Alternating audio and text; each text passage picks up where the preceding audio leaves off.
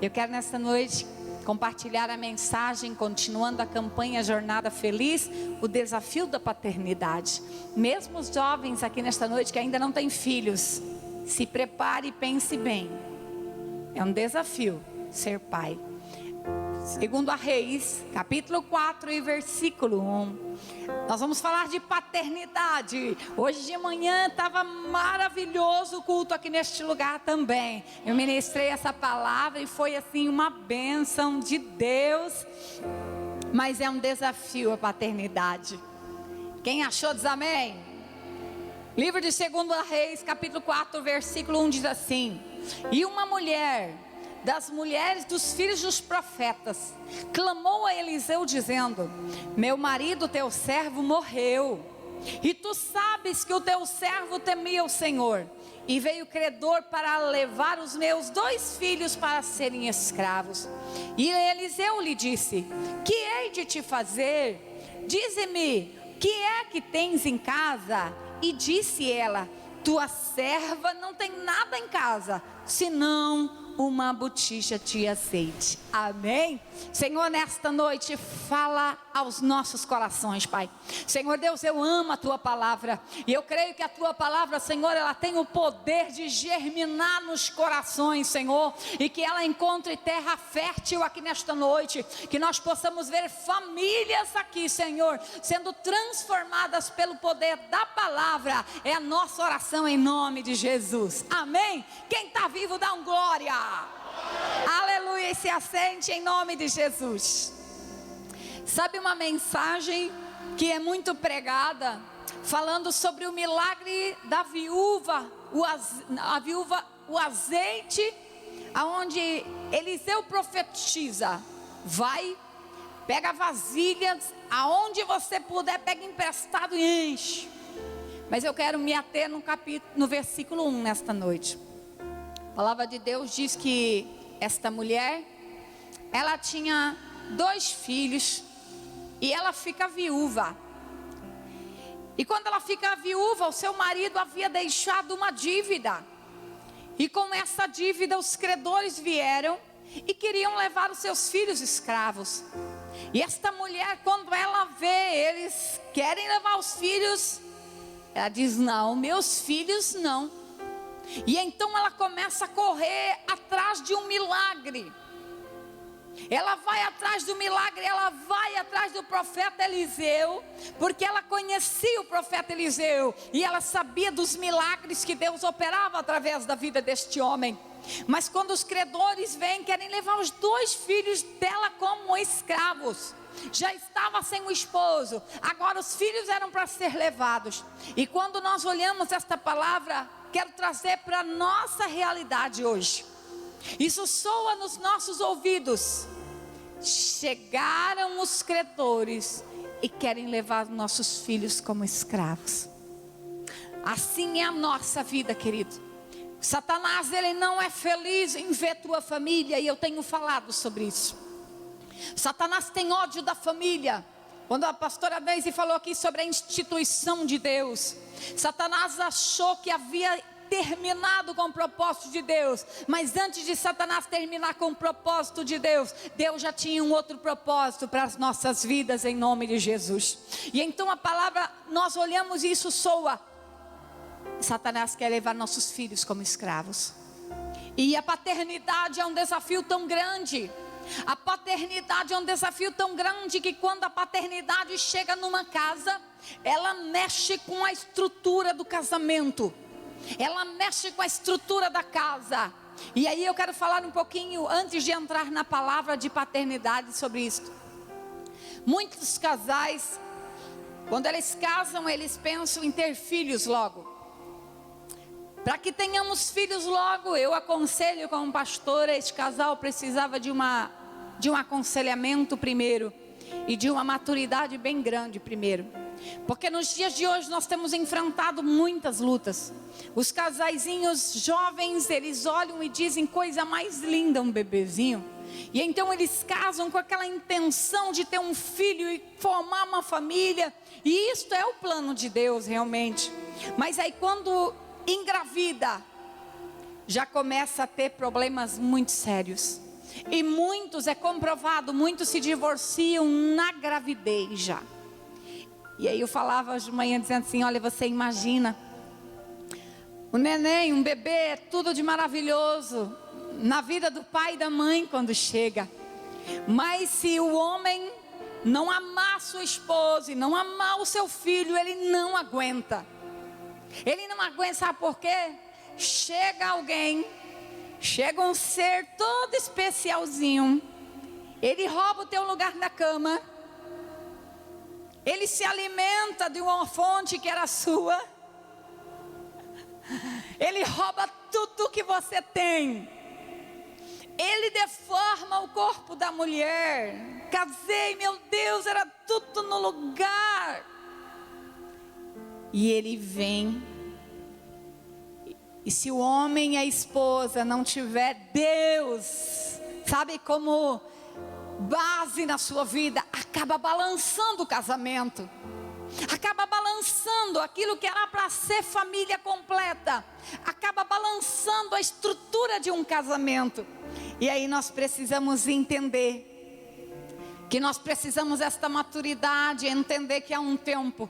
Nós temos bebezinhos novos hoje aqui na igreja, né?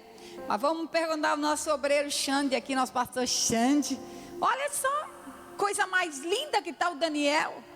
Primeiros dias não dava vontade de dar ele para alguém umas horinhas, né? Porque, gente, você não sabe mais o que é dormir. Mas a paixão que você tem por aquela criança, você olha, eu quando os meus nasceram, eu ficava olhando assim, dizendo, meu Deus, né? É meu. E assim é a moça, quando ela tem um filho, ela olha e diz, meu, é meu. Agora eu tenho alguém para mandar. Vai que cola, sabe de nada. Aí outra coisa também que é errada nas famílias, a hierarquia. Antigamente, por que as mulheres tinham 10 filhos? Lavavam roupa no riacho e davam conta dos 10 filhos e ainda davam conta de cumprir Provérbios 31, que dizia, e a lâmpada dela não se apagava de noite, fazia outro. Vai ler lá, meu irmão, vai ler. Mas hoje, com essa estrutura que nós muitas vezes estamos dando para os nossos filhos, que eles não têm estrutura de levar um tranco. Os filhos levam um tranco, os pais vão na escola tirar satisfação. Um tempo difícil, onde as pessoas não têm mais maturidade. As meninas casam e muitas vezes não sabem nem lavar louça, não sabem fazer nada.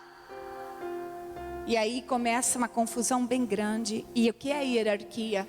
Hierarquia é marido e mulher uma linguagem, filhos é outra linguagem. Que nós estamos vivendo? Filhos, mãe e pai. Se o pai corrige o filho, a mãe diz, não bate nele, tadinho. Se a mãe corrige, o pai diz, não, vem cá com o papai. E isso, querida, é a coisa que mais estraga uma criança. Paternidade inteligente, a Bíblia diz, não deixe de repreender seu filho, porque senão Satanás vai se encarregar de fazer isso. Quando nós não temos limite na vida dos nossos filhos, nós os prejudicamos. Mas nós achamos que hoje a forma de demonstrar amor para os filhos é dizer que tudo pode. Vindo uma ministração que dizia assim, que celular na casa das famílias tinha que dormir na sala. Celular nas famílias tinha que dormir na sala. Porque as pessoas vão para o seu quarto e não sabem nem o que o filho está assistindo, nem o que o filho está vendo. Se aqueles que já são velhos não dão conta de ter um celular na mão sem ver pornografia, você imagina uma criança sem ter autoridade ainda em sua mente, em seu coração, na inocência dela. Quando nós damos um celular para os nossos filhos, eles pequenos ainda, para eles ir dormir com o celular, nós estamos afetando a moral deles. Nós precisamos começar a entender, hierarquias ainda funcionam. Eu e o meu marido temos que ter a mesma linguagem. Ainda que você, mulher, pense, poxa, ele corrigiu, não foi legal. Não defenda, porque você vai estragar seu filho. Não defenda. Pai tem que ter autoridade, mãe tem que ter autoridade, e elas têm que ser respeitadas, porque senão essa hierarquia aqui, ela está totalmente fora. E então os filhos fazem o que querem, dão na cara do pai, dão na cara da mãe, e ninguém domina. E eu quero falar nesta noite sobre: Deus te deu uma responsabilidade de cuidar de alguém. Eu sei que aqui tem bastante jovens que estão pensando em ter filhos. Se você estiver preparado, tenha. Filho é tudo de bom na nossa vida. É um sentimento incomparável, incondicional e que não tem explicação. Mas tenha preparação para isso. Você vai ter que abrir mão por um bom tempo de muitas coisas. E eu quero falar nessa noite sobre responsabilidade de ser pai. E essa responsabilidade para os jovens aqui nesta noite, ouçam uma palavra e que essa palavra já vá trabalhando na vida de vocês. E o dia que vocês casarem e serem pais, tem uma palavra como prumo na vida de vocês. Primeira coisa, diga comigo: cada filho uma missão. Cada filho uma. Qual o propósito dessa missão? Qual o propósito desta missão? Cada filho uma missão. O Senhor colocou na minha vida uma missão, na vida da Kathleen e na vida do Kelvin. E o Senhor vai cobrar de mim esta missão. O Senhor me deu para cuidar. O Senhor me deu para zelar. Mas um dia pode chegar o credor e dizer: ó, eu vou levar ele de escravo. E eu vou dizer: não, você não vai levar. Esse filho pertence ao Senhor. Então não admita que o inimigo tire tua família da presença de Deus. Não admita que ele leve teu filho para o mundo. Ainda que isso esteja acontecendo, creia, tem promessa de Deus na sua vida. Ele vai voltar em nome de Jesus. Ele vai voltar porque é uma missão sua. Ore por ele, jejue por ele. Aí nós olhamos o culto de sábado, por exemplo, digital. Eu tenho 2 filhos totalmente diferentes. Nós somos 10 irmãos totalmente diferentes. Totalmente diferentes. Aí muitas vezes a gente tem mais afinidade com um, afinidade com o outro, né? Aí todos vocês que têm 2 filhos, 3 filhos vão ouvir alguma coisa assim: ah, ele prefere aquele do que esse. Não é assim? Pode contar. Você sempre vai. Eu, por exemplo, na minha casa, eu não sou preferida. Isso nunca foi problema na minha vida, porque eu sempre fui muito resolvida com minha identidade. Mas, meu Deus, está sendo gravado, né, meu Jesus? Agora eu não posso nem falar os nomes que eu quero. O meu irmão era muito protegido sempre. Sempre. Porque era doentinho, porque era, sabe? E isso faz com que muitas vezes os nossos filhos, eles tenham problemas, porque eles vão dizer: ai, a mãe prefere o meu irmão. Ah, porque a mãe não me ama. Eu quero dizer, o amor de pai e mãe é igual. A única coisa que acontece, quanto mais parecido você é com seu filho, menos você vai conseguir se entender com ele. Então não reclame: ai meu Deus, meu filho, não sei porque puxou por você. Que se você tem problema com ele, ele é igualzinho a você. Igualzinho. Eu sempre fui muito forte, minha mãe sempre foi uma pessoa muito forte, personalidade forte. Então eu e ela sempre honrei demais. Eu nunca fui alguém desobediente. Nunca fui, sempre tive honra, sempre, sabe, respeitando. Mas pensa, quando eu apanhava, eu ficava bem assim, ó. Podia me matar, eu ficava parado, não chorava. sabe? De raiva que eu ficava. Mas eu sei que aquelas surras foram boas para a minha vida. Sabe? Cada filho. Aí tem filho que você só levanta a mão, ele sai chorando, não precisa nem bater. Não precisa nem bater. Então nós precisamos entender, cada um é diferente. Agora, quando é filho único, não tem esse problema, né? Porque é só ele. Não tem problema. Filho único. Então, não tem ciúme de nada e tá, vai levanta. Mas qual é o propósito desta missão? Presta atenção, diga comigo. O propósito da minha missão é criar filhos parecidos com Jesus. Mas para mim criar filho parecido com Jesus, eu preciso me parecer com... E aí entra o grande problema, tem muitos pais dentro de casa parecendo mais com um capeta do que com o pai. Porque não ama, não ora, não abençoa, briga com o pai, bate na mãe. Ah, pastor, na igreja. Ah, querido, o que tem de coisa enrustida na igreja.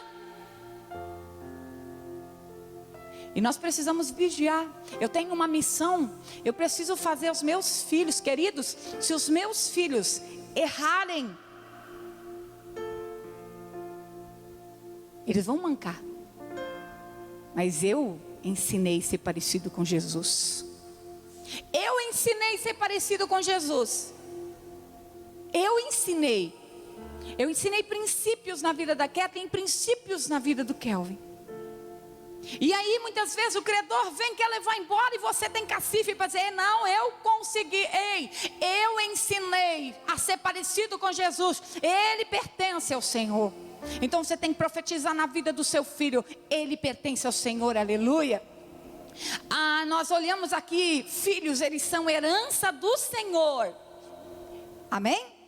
Filhos são herança do Senhor. Não diz os queridinhos são herança do Senhor, os bonzinhos são herança do Senhor. Ai, aqueles que, olha, não fazem nada de errado. Não, os teus filhos são herança do Senhor. Eles vão amadurecer. Sabe qual é o nosso grande problema?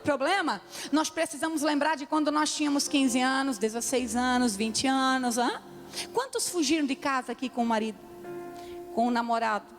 Quantos pisaram na bola quando eram adolescentes aqui? Quantos fizeram coisas que não fariam hoje? Porque hoje você tem maturidade, mas a maturidade, querido, ela vai chegando na tua vida para que você possa ensinar os seus filhos. Você tem uma missão. O seu filho precisa se parecer com Jesus. Amém? Eu estou criando um filho para Deus. De manhã eu fiz essa apresentação só para vocês verem. Era tão importante o pai criar um filho, que quando a Bíblia diz que José, o Senhor aparece em sonho para ele: José, não temas em receber Maria por sua esposa, porque o que está nela vai ser gerado, é filho de Deus, é do Espírito Santo. E aí Deus fala assim: José, vem cá, Ari, de novo, vem cá, irmão Sérgio, tu vai ser o Jesus hoje. Pode ficar aqui embaixo mesmo. Aqui está Deus. José, tá, irmãos? Aqui está Jesus. Agora presta atenção, o Senhor chega para José e diz: José, aqui você vai ter uma missão na tua vida. Você vai criar um filho para mim. Você vai criar um filho para mim, José. Se José tivesse falhado na ordem de Deus, nada mais, nada menos do que o Salvador do mundo. Quando Deus escolhe José, quando Deus escolhe Maria, a Bíblia diz: salve a agraciada. O Senhor não escolheu qualquer um, o Senhor escolheu pessoas íntegras e disse para José: José, cria Jesus para mim, ensina uma profissão para ele, ensina ele a ser trabalhador, ensina ele a ser um homem honrado, porque isso é você que vai ensinar. Se José tivesse falhado, nós não poderíamos ter salvação hoje, em nome de Jesus, amém? Mas José teve muito êxito e fez de Jesus um homem honrado, trabalhador, que até os 30 anos trabalhou, e ainda quando estava na cruz, ele chama João e diz: João, cuida da minha mãe para mim. Amém? Pode aplaudir a Jesus por eles. Obrigado, Jesus e José. O que tem a ver isso, pastora? Quer ver o que tem a ver? Pastora Ari e Neia, vocês têm uma missão. Deus deu a Fernanda para vocês criar. Não é para vocês. São herança do... Gente, não é nosso. Filho não é nosso. Por que tanto problema entre sogra e nora? Já viu? Porque o filho é meu. A camisa dele não é linda que nem eu fazia. A roupa dele não é passada como eu passava. Ele gosta muito dessa comidinha aqui, e ela não faz. Faz 2 frisos na camisa, e eu não posso arrumar. Mas, queridos, porque genro não tem tanto problema, né? A nora com a sogra de novo agora. Mas, queridos, os filhos são herança do Senhor.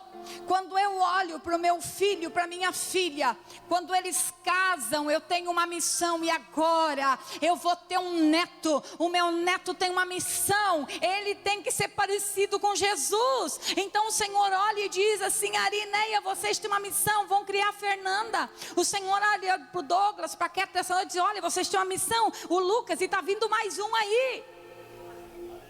Tem que ser parecido com Jesus.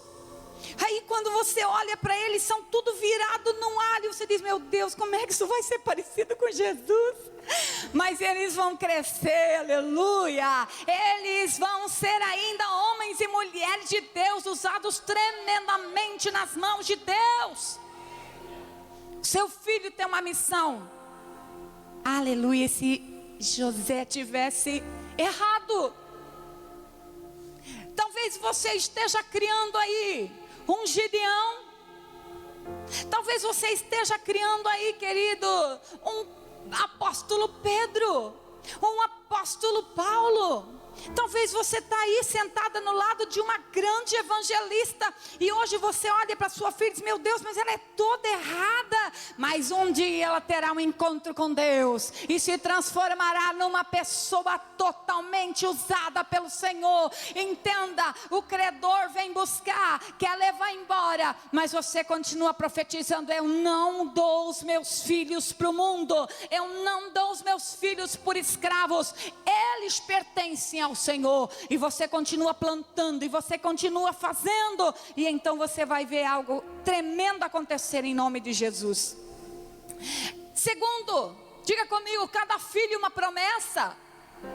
Cada filho uma promessa. O que os seus filhos serão? Vamos lá, Salmo 112, capítulo 112, versículos 1 e 2. Aleluia. Salmo 112, versículo 1 e 2 diz assim: bem-aventurado o homem que teme ao Senhor e se compraz nos seus mandamentos.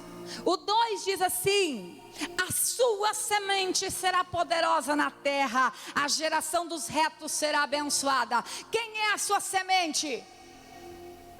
Diga: o meu filho. Quem é a sua semente? Gente, com força. Quem são suas sementes? Meus filhos são semente. A Bíblia diz que serão felizes na terra, aleluia. Então você precisa entender: você tem um filho e ele tem uma promessa. Ele tem uma promessa na vida dele. Chegaram os credores: não, meu filho tem promessa. Meu marido fazia parte da escola de profetas, ele tem promessa de profeta.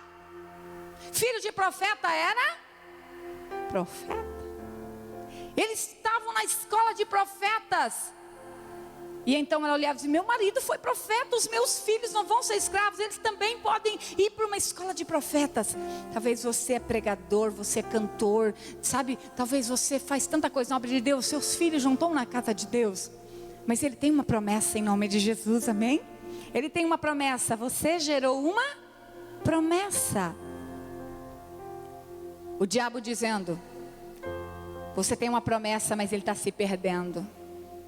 Mas a Bíblia diz que a palavra de Deus vai se cumprir em nome de Jesus. Quem de nós ainda não passou por lutas, né? Quem de nós o diabo já não quis levar os nossos filhos? Os credores quiseram levar os nossos filhos.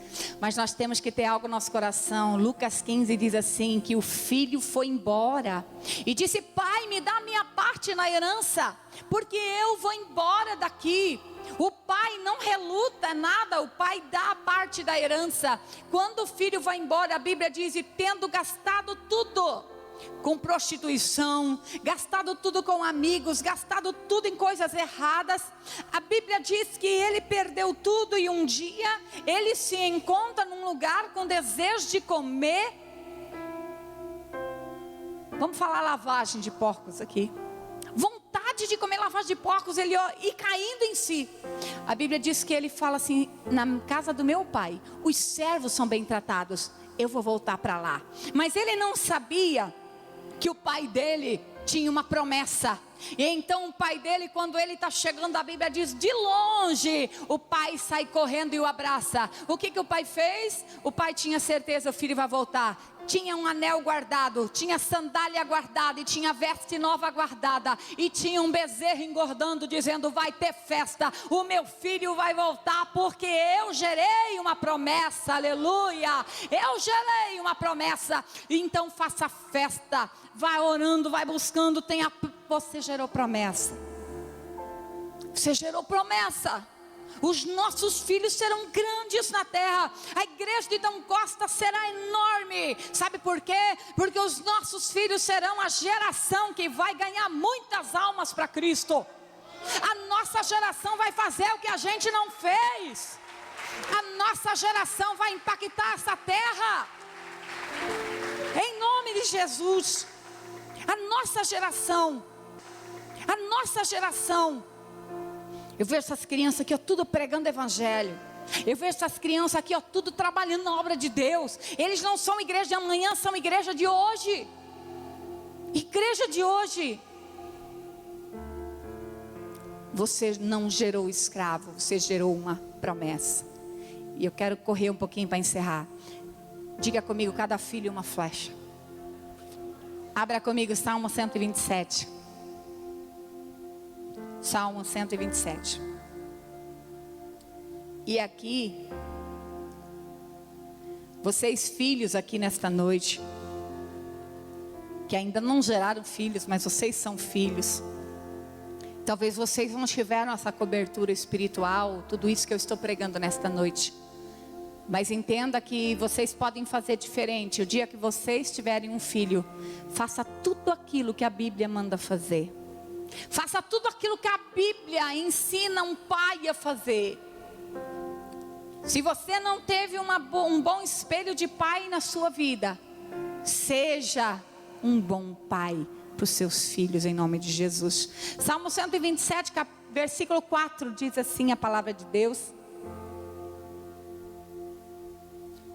bem-aventurado, deixa eu me achar aqui, como flechas na mão de um homem poderoso, assim são os filhos da mocidade.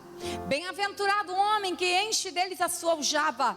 Não serão confundidos, mas falarão com seus inimigos na porta.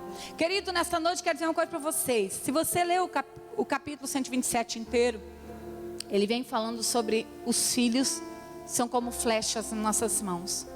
A flecha não vinha pronta, a flecha tinha que ser preparada. O seu filho não vem pronto, você precisa preparar ele. Você precisa preparar o seu filho. O que eles faziam? Pegavam uma madeira e tinha que colocar num lugar bem retinho. E aquele lugar retinho ia dando prumo para ele. A flecha não podia ser torta, mas era quem ia preparar a flecha que tinha responsabilidade. Então nós temos uma responsabilidade: preparar a flecha. Ela também tinha que deixá-la bem retinha, e a tecnologia naquele tempo não existia, era tudo feito com uma obra-prima mesmo. Então eles arrumavam as pontas, faziam todas as coisas. Mas vamos deixar, isso é só para você entender sobre o que eu estou falando nessa noite. O que a flecha exigia? Diga comigo: tempo. Se você não quer ter tempo por seus filhos, não tenha filhos. Filho precisa de tempo. Tempo para cuidar, tempo para amar, tempo para educar. Se você não quer abrir mão do seu tempo, é melhor realmente fazer o que estão fazendo por aí: compre um cachorro. Porque hoje em dia nós vemos muitos lugares que a gente chega, a gente entra numa casa, as pessoas não têm nem filho, mas o cachorro: vem com o papai, vem com a mamãe, vem com a mamãe. Eu já falei uma vez: eu não sou mãe de cachorro, nem vó de cachorro. Nós estamos confundindo. Você pode amar animal, você pode amar cachorro, não tem problema, foi Deus quem criou, quem gosta, é lindo. Mas começar a querer chamar cachorro de ser humaninho e os filhos de peste, isso não combina com o cristianismo. Cachorro é cachorro, filho é filho. Mas realmente quem não quer ter tempo, melhor ter cachorro.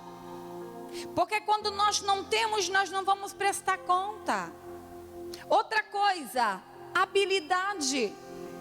Você precisa ter habilidade para fazer a flecha. Você precisa ter habilidade para criar filho. Você precisa amar. Você precisa, sabe, entregar tudo que você tem para eles. Outra coisa, atenção, dedicação. E uma palavra que ninguém mais conhece nos dias de hoje: paciência. Paciência, gente. Criança precisa de pais pacientes. Agora responde: quem tem paciência hoje? Quem tem paciência? Aí eu quero contar nesta noite uma história verídica para vocês, para a gente encerrar. Diz que era uma vez um homem, ele se desviou da presença do Senhor. E ele tinha um filho aproximadamente de uns 8 anos de idade. Mas ele se desviou e teve um dia que ele pensou assim: poxa, eu estou tanto tempo em coisas erradas, eu vou dar um tempo especial para o meu filho hoje. Eu vou dar um tempo de qualidade. E então ele chama o filho e diz: filho, hoje o pai vai dar o dia todinho para você. O que você quiser fazer, eu vou levar você. Ele disse: pai, vamos assistir um cinema no shopping? Os dois foram, assistiram um cinema. Saíram dali, o filho disse: agora pai, eu quero comer um sorvete. Então comeram sorvete. Saíram dali, o pai disse: filho, escolhe um presente para você. E ele foi lá e comprou joguinhos de videogame. E quando chegaram em casa de noite, já estavam muito cansados. E o menino acabou dormindo no colo do pai. O pai se levanta, pega esse menino e vai levar ele para sua cama.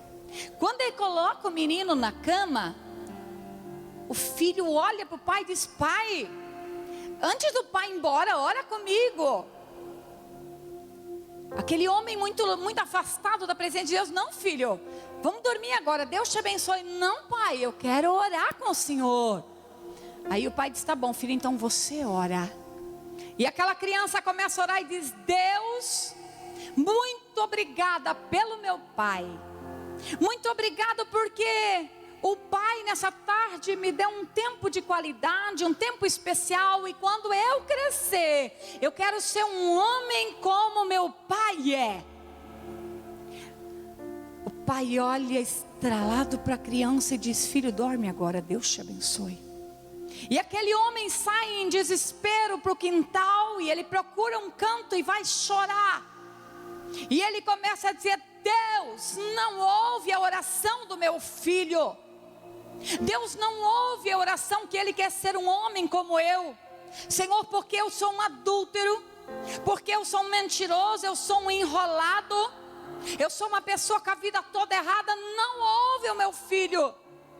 Mas a partir de hoje, Senhor, eu quero dizer para o Senhor que eu quero me transformar nesse homem que o meu filho pensa que eu sou, porque eu não quero que o meu filho seja como eu era.